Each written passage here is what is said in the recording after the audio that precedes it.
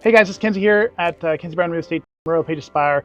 Standing here with Josh from Everly Construction, our construction supervisor. And today we're down in a hole looking at a brand new build house, showing you what's behind the wall, what's a bit different here. And I've got Josh to kind of walk us through this. What are we looking at today, Josh? Well, today we're looking at our Resisto membrane, which is part of the waterproofing on the foundation of this ICF. Okay. And what it is a continuous self-adhesive membrane that we're going to put on to prevent any water from entering this structure. Okay, so basically water could potentially sit up against the foundation on your house.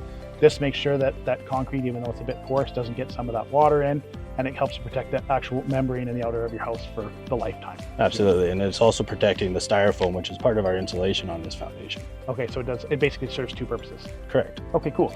And so what's the standard sort of code or business practice and how this gets on, and what do you guys do different? Well, as I said, this is a self-adhesive membrane. However, what we like to do on this product is we use a primer both on the top of our wall and down at our seam of our foundation to our footing. And that's just going to prevent this from ever having any chance of coming off.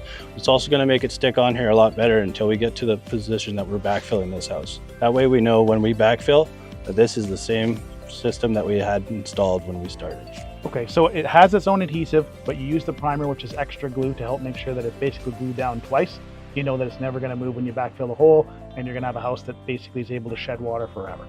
One more detail that you may not be able to see from this vantage point, but what we're doing on this house is actually wrapping this Resisto membrane on top of our wall, which is going to get sandwiched in between our wall plate and our foundation. And that way there's no chance of this ever falling off in the future. Okay, get it. So you basically got double the glue, plus it's wrapped on the top. You build the frame on top of it. There's no way for it to move. Once you put it in, it's staying there. Absolutely. Amazing.